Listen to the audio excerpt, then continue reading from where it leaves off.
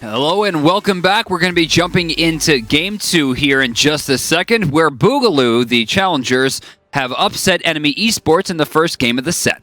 Yeah, I think the key there was... Really, there was no key, right? It was kind of like all across the board. Chris Pocket played one of the best games we've ever seen from him. Agni getting an early lead and making sure Soulshiner did not get an early lead, right? Soulshiner just seemed to have no effectiveness across the map. That's always been a key to victory for me when we talk about enemy Esports, and that's just going to be plain and simple. Take Soulshiner's stuff. Make sure he doesn't get kills, and he will eventually hurt himself. He is the type of player who plays extraordinarily well from ahead, very rarely throws a lead, but from behind has a lot of trouble. With that, his team kind of relies on him to get big. Yep. Right? Awesome to the Max did a great job holding his own in the lane, but Soulshiner rotated over. Ozzy found the double. They got very greedy going towards the tier 2, trying to fight a mid-game Bakasura. Yeah, it just seemed to be heartbreak after heartbreak where they would just barely miss it, right?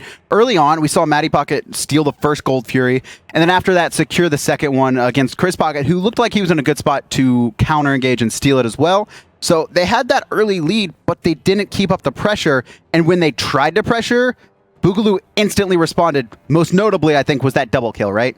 But it's not over. By any means, we've seen plenty of crazier things happen. I mean, we saw a pretty sick stomp from Dig on Poppy's Game 1, and then Game 2 and 3 were unbelievable. So enemy definitely not out by any means. Let's take a look at the picks and bans for Game 2, where enemy's trying to answer back. The P's and B's? The P's and B's. I haven't said it yet. That was the first time. How did it feel? Underwhelming. All right. You didn't do it right. I know. I just said P's and B's. On her, banned out by enemy. I believe they banned this out last time as well. Vedium is actually very strong in this god, one of his premier gods. So we'll see what the response is. And it's going to be Cirquet. I think both bans here coming out from Boogaloo should really do their best to target Soulshiner. The issue, though, is if they leave Matty Pocket unattended with a Sylvanas Athena pick, which is what they've guaranteed, he's going to get one, right? And as a player who's generally seen as better than Chris Pocket, it's going to be hard. Oh, they banned Sylvanas. I don't know if that was a good choice, because now banning Sylvanas gives away Athena and doesn't answer back. Perhaps, though, looking for Gab? Maybe. I like the ban by of Thor, by enemy Esports, right? They basically don't want to give up the premier jungler and one of the better supports, and it's actually going to be Xbalanque first picked by enemy. Wow. Yeah, okay. So Bronx Bomber's going to grab that away, I guess, is done trying to counterpick and do all the crazy stuff. Rama going to be picked up late here. Late game versus late game. Rama is... I don't see Rama as late game. I see Rama all the time. I think his mid game is good too, also because of his rotations with his ultimate, Astro Barrage, being able to do a lot. But I don't know if this is a weakness, but I don't think I've ever seen Chris Pocket play anything outside of Geb. Maybe an occasional Athena, but I think this is the god he's most comfortable on and that he performs the best with. So that's what I'm assuming they're going for with that pick. And in response, I don't think they're going for Athena either on enemy, right? They pick up Bastet, they pick up Agni. They have a separate plan in mind for sure. It looks like it, but Soulshiner are going to be getting that Bastet. Now this, to me, this is his premier god. This is the god I think about when I think about Soulshiner.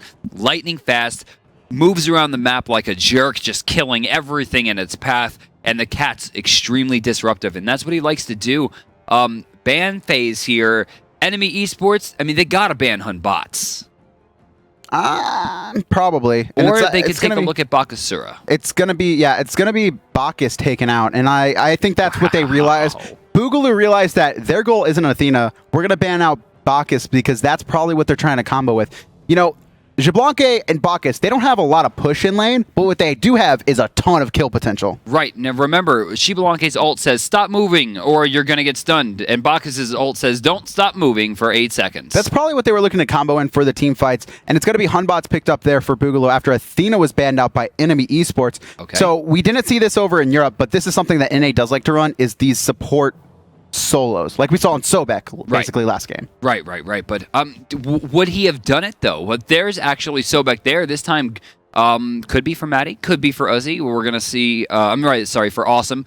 Bellona gets locked. It's gonna be a Matty on the Sobek. This used to be Matty's. I don't know if it still is, but for a long time ago, this is what Matty was known for, right? Long time ago. I still remember a little bit of history. Right, is Dignitas when Matty Pocket was on it actually had players log into separate accounts Do you recall that? And they actually got suspended for that as well because they didn't want the opponent to ban out Maddie Sobek. Right. The whole goal was that Maddie wasn't playing, so we don't need to ban Sobek because he wasn't that good of a character. Yeah. And then it was Maddie on the fake account. So that's something he's definitely known for, right? So it could be devastating, right? He hits a lot of almost every pluck. But my issue here, though, is what's this Bellona doing? I mean, they just picked Bellona into the solo lane, and every week she's going down for me in solo. I mean, she's decent, but they counterpick Tyr. It's an absolutely beautiful matchup for Tyr. This is like 6-4, maybe 65-35 in his favor. And then you have Bastet going up against Hunbots. They don't have a lot of control on Tyr at all. Yeah, it's going to offer his team a lot of protections, right? It may not be for the matchup itself. It may be for late game. The protections on Bellona are huge in team fights. And if Xbalanque can stay alive just enough to get a couple more auto attacks off because of those protections, that can make or break games.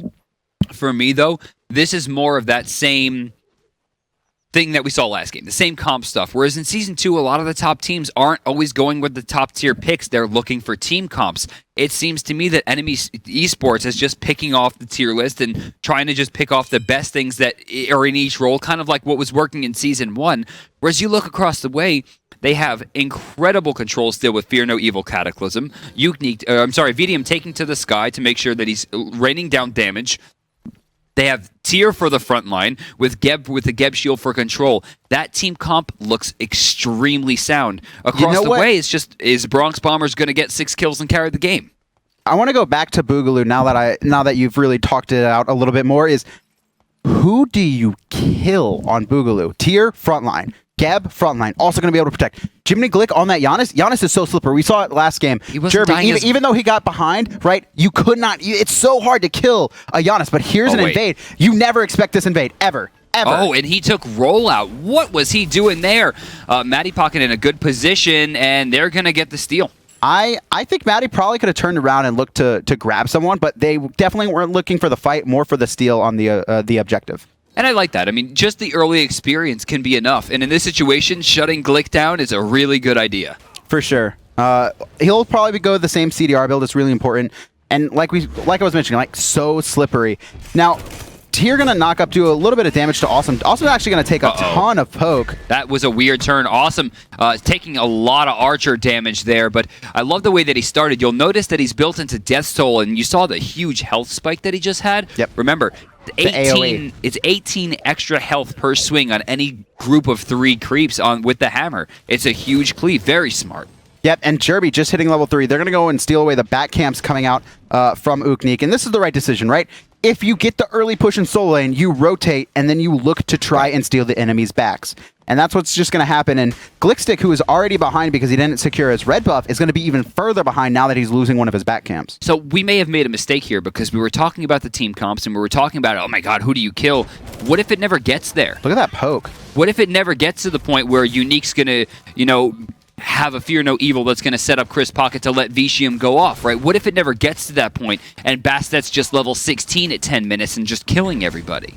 Because I think their team translates. I think they have a good mid-game team comp as well, right? And I think the bigger thing is Enemy has the strong early with Soulshiner, but then after that, they don't really have any other gods that are really, really good early. Oh, awesome. With a beautiful play. Can he dive this? Keeps it going. Not quite level 5. Hand of the Gods is available. Uzi could get baited here. He's looking for that power cleave.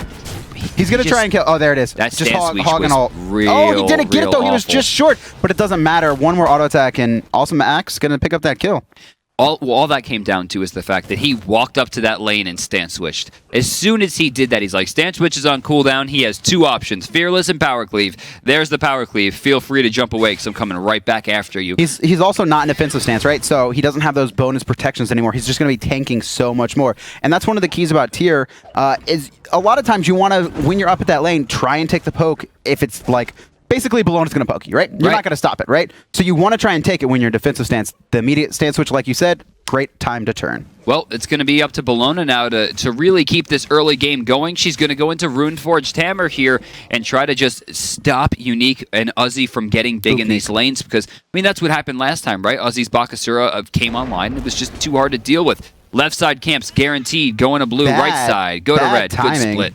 bad timing coming out from enemy esports, right? You saw Jeremy and Soulshiner working on the red, which was fine. And I thought they were just all going to commit to that left side camp, but they elected not to. They're like, oh, the other side of the map is going to be spawning too, right? So Sobek secures Matty Pocket secures the left side solo. Meanwhile, the rest of them all go to mid. Three-way split a mid-wave and don't get the right camps. Right, but they still were able to take what they needed. I mean, splitting the camp is better than losing the camp. Oh, they're just going to try and farm Uzi here. I think it's not a bad idea. Let's see what he does. It's always good to farm the solo laner, especially getting your solo laner ahead is more important than almost anything else.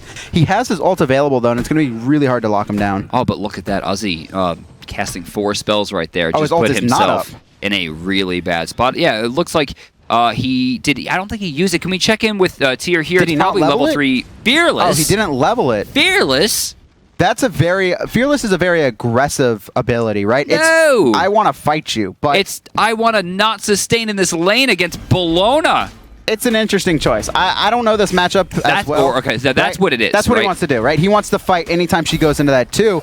But like you said, he's not going to be sustaining as much as he normally can. And then Awesome is going to... He's not leveling his heal either, but still... Look at this aggression, though, coming out of Bronx and Matty Pocket, looking for that red. They do not want Glick to get that red buff. And that's good. I mean, maybe even it's less about the red buff and more about the fact that Glick carried last game pretty well, right? And just not dying, doing a ton of damage, always putting his team in a good spot. Not letting him level up is a really, really good Chris idea. Pocket.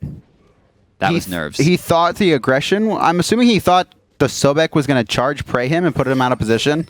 And he was trying to read it ahead of time, but I think he would have had the time to listen for the audio cue. And now with that down, now they're going to continue to be aggressive, right? Without the Cataclysm, they can't stop this. Janus is going to look to rotate, though, from mid. He does have Hunbats with him. Oh, look at the damage, though. Soulshiner taking 2 huge hits there. Bronx Bomber's getting low. He got caught in the Jaguar. Up from the sky. Not even going to need it. VDM goes for the kill, but it goes to Unique either way, and we're 1-1. Yeah, that was a fantastic rotation coming out from Glick there, bringing Hunbats along with him. That's the ults we wanted to see last game coming out of Jerby. Jiminy Glick's going to secure that and allow them to have a great counter engage on a fight that they wouldn't have been able to take otherwise. So we're 1-1 here at 5 minutes with the mid camps coming up within about 40 seconds here. You're going to expect that a lot of people are going to try to backspend some gold and get ready to reinitiate. And there's possible fight potential here. And honestly, if I was enemy esports, I'd be looking to take it because there's not a lot of ults on the map, but they have 2 very important ones. And that's going to be Austin to the Max's Eagles Rally, giving them protections and a great stun. And Jerby will have at least 1 bomb coming up here in just a second. Yeah, mid camps are coming up. I'd like to see them take a better split than they did last time where they really didn't seem like they knew what they wanted to do. Matty Pocket's not going to rotate in time, it looks like. And I'm assuming they're just going to trade out. Hunbats is probably just going to watch and see which one they go to and switch it up. Matty begins a rather late rotation, although he will not be followed by Chris, it seems. Neither of the pockets are really going to be super relevant, although Matty Pocket might have a line to this. Hand of the Gods should spell it, and Glick, yeah, probably not even going to make the attempt there. Matty takes right side, go to blue as well. Yeah, about a 1k gold lead, and Soulshiner wants to gank, but Jiminy watched him walk into there, so he's not looking. Actually, he could get stunned out, though. Ooh, just barely gets his portal off, and he's going to go back to safety. He did get stunned, yeah. but he got it off and he was able to go through right after the stun ended. I always love watching people teleport and still take CC. Like blink while you're, as you get rooted and you're sitting there. It's a good time. But still, 1-1, no fights there at the mid camp. At least a lot less action than I thought there would be. Gold Fury still available here as we check in with the supports and the inevitable ward fight that's going down. Sentry Ward belongs to Jerby right now, and the vision control with that belongs to enemy. Yeah, and we just see them try and pick up Chris Pocket here. He's going to get pulled. Nah, no one's in position. But Jiminy, Jerby's been... Ooh. You know what? Jerby's doing a great job of poking out Jiminy all game, right? Constantly. You're seeing Jiminy walk up, and this is where Agni shines, is poking out the enemy mid laners because his ult is on a 20-second cooldown, and it's constantly... And it's so crazy because we saw him play Janus, and he wasn't playing Janus. He's playing Agni. He's not just playing Mage, right? The bombs are beautiful. He's keeping his space beautifully. Matty Pocket getting low, take it to the sky, looking for one more. Can he find it? Nope. No? Nope, he's not going to find it. He didn't have any vision on him. I mean, he just let it go, though. How curious. I don't think he knew where he was, and I think he just wanted to get damage off on someone else while this is happening. Eagles Rally comes out, going to stun out Jiminy Glick, but he's full health. Awesome to the Max is not big enough to deal with this. He may have made a decision here that is not going to favor his team. Never mind. He turns it immediately around onto Glick. You got to be careful. Remember, Derby, so every good. single person that gets hit by the swing of the hammer increases the slam damage. And now it's up to VDM who... No, it's not. Never mind. He's not finding his way in. But can Chris pocket? Right, does he have blink up? I'm not sure. I don't think it's going to matter. Gold Fury, Soulshiner actually dies to it. Improper taking. And now Austin's getting really low, too. He's actually going to hit Chris Pocket. There it is. He actually had kill potential there. Oh, yeah, for sure. That too really is maxed close right now. But, you know, Soulshiner dying there, probably not the smartest idea. I don't know what happened. We were watching Chris Pocket try and come in, but Jerby has been playing really good. No, he had to go back anyway. Whatever. And he got out of the fight without giving gold to the enemy team. Okay. Yeah, he had to go back, right? You spend the gold you get from the Gold Fury. So a big thing there about that last fight was Soulshiner jumping in and getting 4 players with the Razor Whip. Right, dropping the cats down and throwing Chris Pocket out of the fight immediately. Yep. It just, what could they do? And then, I mean, I understand that you say Vidium's just looking for someone to hit, right? Get some kind of damage off. But you, I, and every single person that plays this game was looking for Maddie. I would have gone for it. And if he would have killed Maddie, they wouldn't have lost that Gold Fury. Probably not. The risk versus reward was, I'll get some damage and maybe a kill, or I'll throw this shot out and guarantee a kill. For sure. And now mid-camp's coming up. It looked like Uknik was trying to put pressure on them so they could look for a kill and rotate to these. But they're not going to find it. Sobek's going to recognize it, and Maddie's just going to keep him back. And once again, though, enemy Esports has been controlling these mid-camps every single game. Yeah, really great. I love the rotations from Awesome to the Max, too. I mean, he has been out-rotating Tier cleanly. And with that, you know, you see hit it? Level 1 beats versus teleport. Out-rotating. I think Bronx is going to get out of this. They can't keep up. They can't see him, right? Darkest of Nights is so good, even though it doesn't do anything right then for until it goes off and it forces someone to stay in place. The fact that people can't see you is probably one of the most important things on a skill shot-based game. Even stopping for a third of a second, right, could mean the difference between life and death. Matty Pocket getting stunned out. Soulshiner, however, is not, as we get a rotation coming over from Glick. No, he's not going to commit to that one. Doesn't want a piece of that, but he still saves the team. Yeah, it was more for a defensive, like, let me make sure my team's alive. But once again, now his ult's down. Jerby's going to be looking to poke him out like he has been all game. This is what he's been doing a great job of, and not allowing Jiminy to really do anything outside of the one rotation, the 2 rotations, just to try and be defensive. Yep, there's the poke. Oh, not going to miss it. Great portal. Right there. Glick getting a little bit faster, but unfortunately, 2 levels down. Jerby having a much better game than game 1. 1-0-1 right now compared to the 0-1 start that we saw before, and he's going in to, it looks like, Talon Trinket. Now, this, of course, is going to have 2 options here. A, going to be Bancroft's Talon. A lot of damage. Great amount of lifesteal, right? But realistically, it's just a damage item. If you get below 50%, it's a really, really cost-effective item. And then across the way, there's going to be Pythagorean's Piece, which is going to be cooldown reduction and aura for the team. But, I mean, you look at that comp, he's not going to get it, right? Like that's an item that Sobek might get, right? Simply to help out Agni's damage, you know, it's much better to get Bancroft. That's going to be doing so much more for the Agni individually, and that's what they need, right? They need the Sobek to be the support, and Agni to just get a ton of burst off. And with that, remember, Bancroft's much cheaper, too. I think 200 or 250 gold cheaper than Pythagorean's Piece. So with that, he shouldn't be too far away here. Probably only a couple hundred gold at best. And at that point, Jerby, you thought they were controlling mid-camps before. Like, oof. Jiminy is actually putting out some sentry wards there, something we've seen mid laners do a lot more often, outside of Boosh, who places like half a ward a game maybe 3 on average. per season. Yeah, like it's not that much. Actually, Jerby rotates over. Uzzy Wuzzy's going to fall. That was a gorgeous, gorgeous kill there. They knew it was happening too. Look, Jiminy Glick was looking for the counter rotation, so I'm assuming they were trying to bait, but just poor timing on Uzzy Wuzzy to know how much damage he could take. You know, when we talked about in the beginning, we talked about how Tier counters Bellona. The issue is he's not building into Power Cleave, or rather he is now, but it's too late. He can't sustain in lane anymore. And if he does, he's already so far behind in farm that it doesn't matter. And then you have Awesome to the Max, who is an unbelievably smart player. The Eagles rallies have been nigh on perfect. The way he's positioned himself has been perfect.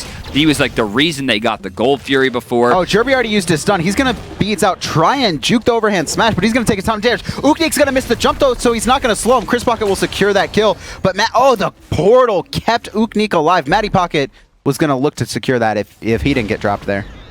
Jumping in here, Soulshiner. No, Cat Scratch doesn't was late. get it. Doesn't get it. That was a guaranteed kill, although I'm not sure if Chris Pocket still had Stone Shield available. Unique might have been able to get out of that one. Uzi should be able to walk away from this one for free. Soulshiner will be able to get out as well, but yeah, Razor Whip, super late on the draw there, Soul. Even if he got that shield off, they probably wouldn't have killed him, right? But you expected it to come out much faster. Maybe he's trying to set up for multiple targets. Yeah, Bronx is going to pull this, and Cats are available. They're looking for a fight, right? Look at Matty Pocket. They don't know he's there. They actually might because of wards, but they're looking for the fight. Jiminy's going to take a lot. There's the instant Razor Whip, but the shield... Oh, he missed it, though. He missed the Razor Whip. Jiminy, though, still takes a lot of damage. Will retreat back to mid lane to continue farming. Matty Pocket rotating in as well. Chris Pocket trying to keep an eye on. Still has that Stone Shield available as well. Gold Fury still up with enemy esports leading this by 3,000. Yeah, the experience difference also 4,200 in favor of enemy esports. So they've been doing a great job of basically out-farming across the board here. Awesome to the max, forcing Uzi away. This is his opportunity. Don't let him back. Don't let him use that teleport. Just stick him in lane forever. Yeah, I mean, just look at him take all this poke, right? And Awesome is still going to be able to heal up and potentially get this tower, or maybe even put Uzi in another kill potential. Oh, he's out of mana.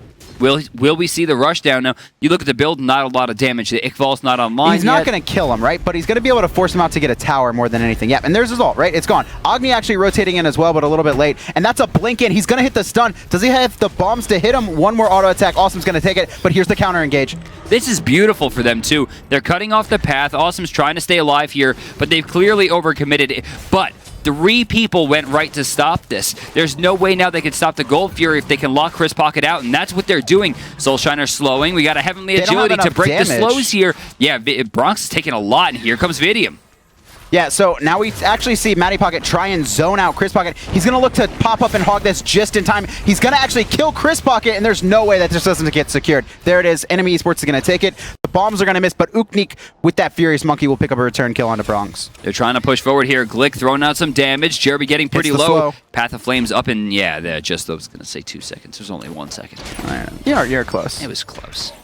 But he gets out, right? I mean, Jerby, very slippery again. Always playing a lot of movement. Both games so far has played Agni, Janus, right? Hard to lock him down. I don't think we're going to see any Kukulkans today. Possibly a Poseidon.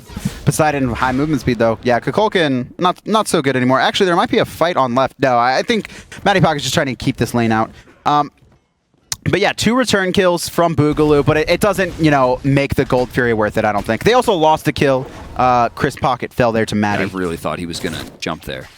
He doesn't have the Bellona is good, but she doesn't really have a ton of burst, right? It's like, I'm just going to keep beating on you and last for long enough that you're just going to die unless your team can rotate and help you. All I'm saying is, you just said she doesn't have a lot of burst, right? Outside of the 2. So when someone gets hit for a 700 damage bludgeon, right? I'm going to quote you on that again. But we're going to bring it back. In a 1v1, right? When more people are there, right? You can get the bonus damage. Uknik wanted to get the port off. The knockup not going to affect Soulshiner, who beads right before it happens. And throws his cats. Not a bad win there. Damage coming out. Chris Pocket, though, so quick. So quick. Yeah, he's been on point. Uknik out of mana, so he's probably going to have to back here, not going to be able to keep up any aggression. If I was an enemy, I think I would start banning this Gab. This blink by Jerby has been so effective. Nothing there, but he's been using it how he needs to, right?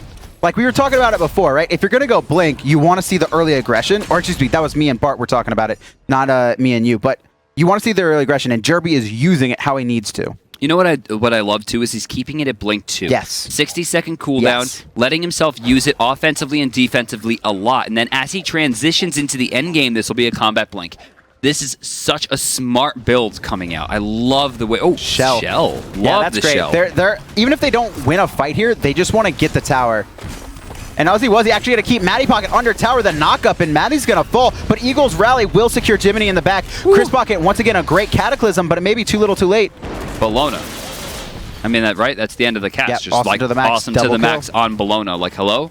Yeah, now, Uzi finished his Mystical Mail just recently, but it's not in time, right? He's going to fall here. He needs that Mystical Mail online by like 12, 13 minutes. It's 17 minutes in the game. It's not going to be as useful as it was, especially considering he's 0-5-2 now. 3 levels behind the Bellona. Blink again! He's not tanky enough to deal with this. He's got to find a kill here. Awesome's very low. One more. He'll hit it, but not enough. Dodging, and the deicide comes out. Bronx able to finish that one up. Enemy Esports looking much cleaner in this game, too. And really, I think it's Jerby being so much more effective in this game. He's had a huge part. He's had huge rotate.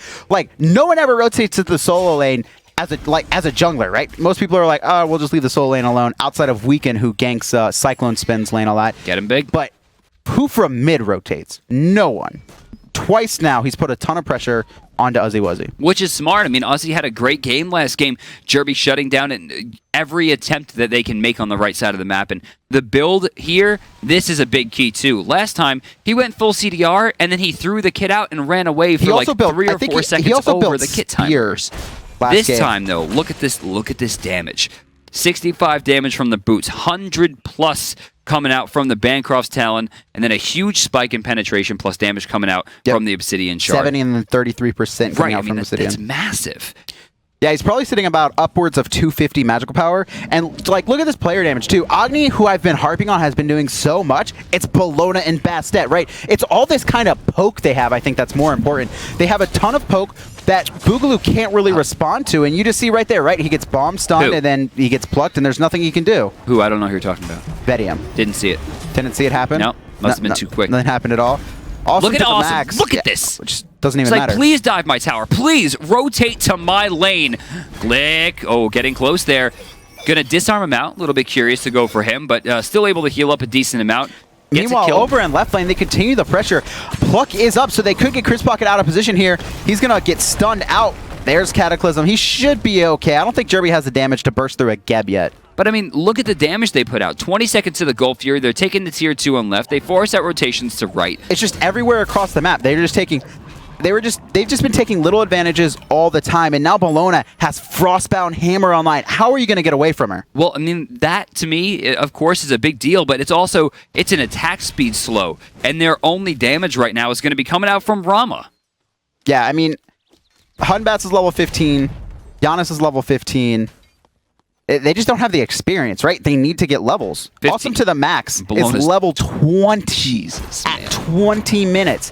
And a competitive match. That's some ranked stuff.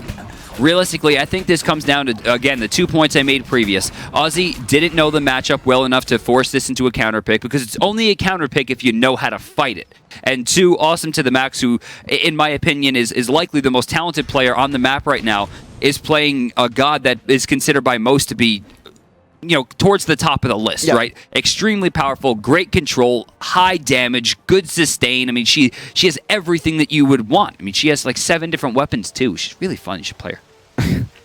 So Jiminy Glick actually elected to go to the Book of Thoth over the max CDR build, which is a little interesting. I'm assuming he's going to build into CDR later on, but he was looking for that damage because of how far behind his team was. I actually like the decision. It obviously hasn't worked out, but basically going, we need more damage more than anything. It's just, he's not able to get it off, right? He can't get it off at this point. 21 minutes deep here as we're going to look towards the Fire Giant. Awesome to the Max, locking down Uzi Wuzzy continuously. The Frostbound Hammer is making him play very, very defensively. 18 wards. Matty Pocket, you're getting beat by your solo laner when you're ahead. I mean, that's awesome, right? He's like, screw you. I'm about to have 3 items by 22 minutes. I've never had this in my life. 18 wards, though. That's a minimum of 900 gold. And his build is still almost full. He's got 4 items done. He's working on Magi's Blessing or Spirit's Robe. He's 1,500 gold higher than anyone else. So if you take every award away, he's still 600 gold ahead of anyone else on the map, including his own teammates. That is how you play from the lead, boys and girls. Yeah, 500 GPM, and he's going to start this up. And they're doing a great job of not allowing Boogaloo to get into it. Chris Pocket, cats were thrown out there, but it didn't. I think Soulshiner was trying to body block Chris Pocket, just not able to get in position. Vedium's going to look for a counter push, and I like this decision, right? They're not really going to be able to defend Fire Giant, take the free tower on the other side of the map, but he needs to get this and back soon. Well, it's not going to be free. They're going to trade at least a tower forward, as you see Awesome to the Max rushing in, but the big trouble is the Phoenix in middle lane as Matty Pocket walks right into danger. He was not back in time, right? He took way too long. And now, actually, Fear No Evil coming out. Chris Pocket getting low. Cataclysming no one. Bellona just crushing through. Eagles Rally going to pick up Uknik. And now Matty Pocket's lurking in the waters. Oh, look at this. Trying to box out Bellona here. She's going to run back towards her team. Phoenix doing a decent amount of work. Still manages to save it. Uzzy Wuzzy in some trouble here, even with the Fearless Power Cleave. She's going to go down, and Shell going to keep Awesome alive just barely. Just barely. He's going to stay alive. And they got the Phoenix, so they got what they needed. They need to now, like, I think they've expended most of what they needed to. Either look for this left Phoenix or take the right tower. Ooh, Soul Shiner. Got portaled through, forced to beads out there, couldn't take the poke. And once again, though, Chris Pocket cataclysming no one. We've seen that, like, you know, last game, he played outstandingly, right? But we've seen this too many times, and now it's a problem, right? You mess up once, whatever, right? But to mess up 2 or 3 times in a best of 5 to get into the Pro League, that can't be happening. To me, though, I mean, I know I'm harping on it, but I don't know what they can do to stop this Bellona. The build is insane. I love this build. You need to take out Jerby, I think. Jerby and taking out Bronx are the 2 important keys, right? Because like you said, so you're just saying you're going to let Bellona run around the team fight?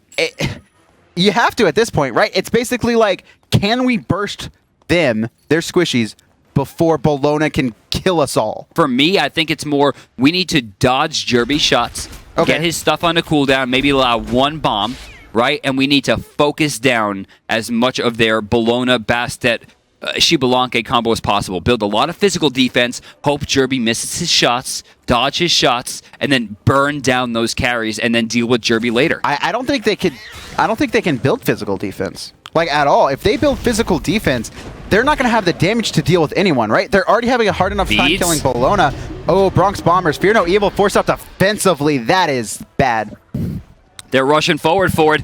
Damage here on the left side as they're going into the Phoenix. They're rushing down Awesome to the max, but super tanky with that. Oh, wow. Just Runeforge Hammer and the Cloak of Concentration is enough to lock them under the Phoenix here. It's getting lower. They should be able to pick this up here in just a second. And take a look at this. Uzzy's forced to escape as Tier under the Phoenix. This one is looking kind of GG to me, Kevin. Yeah, and they're actually going to pluck out Chris Pocket mid-dash. They're just looking for kills at this point, right? There's only 2. There's 3 left up, but Fear No Evil isn't available, and they're level 17 at 25 minutes. What are they going to do? Bronx Bombers is just chunking Was that rhetorical? through them. Because I know the answer. They're going to watch their Titan die. Yeah, I mean, it's already at 60%, and then Bronx Bombers is just free farming it, right? The rest are just trying to hold them off, and it's just going to die to damage. Too much. Beautiful ending to a beautiful game for Enemy Esports, who find a pretty decent statement there of, okay, you got one, right? That's all we're going to give you. We're an SPL team, and we're definitely here to show what we got, even with our new roster, right? And kind of old roster. That's kind of new again.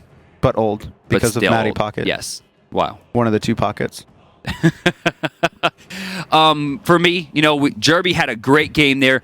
Different build, different god. I would say worlds different, but worlds apart. What's crazy, it was the same play style. He did the same thing as he did with Janus, is he just poked a little bit and ran out of the team fight. But he got ahead. Right, he was ahead that time with a Bancroft's talent and on a god who pokes very, very hard and from very safe ranges, but Jerby wasn't the key here. The key was Awesome to the max in the solo lane, and we're going to take a look at the first blood here as Lady Bell shows Tier what's for. Yeah, and this was just timing. You know, we thought he was going to hit 5, but he wasn't. Those attack cancels, Kevin. You don't get tingly when you see that stuff? I don't play enough Bellona. They're perfect. I mean, everything he did there was as close to frame perfect as you can get. And watch this. Just hand it. Didn't get the level. Didn't even need it, though. Locks it down. 3 hits from the sword and board. And it's going to take first blood.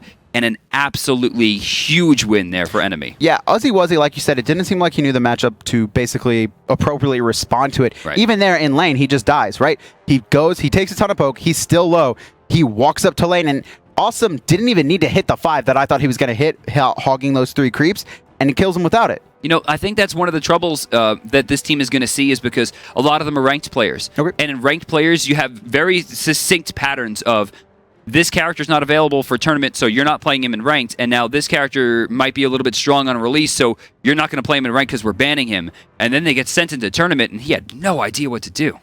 Yeah, I mean, actually, Bellona is still banned every game. Every single game.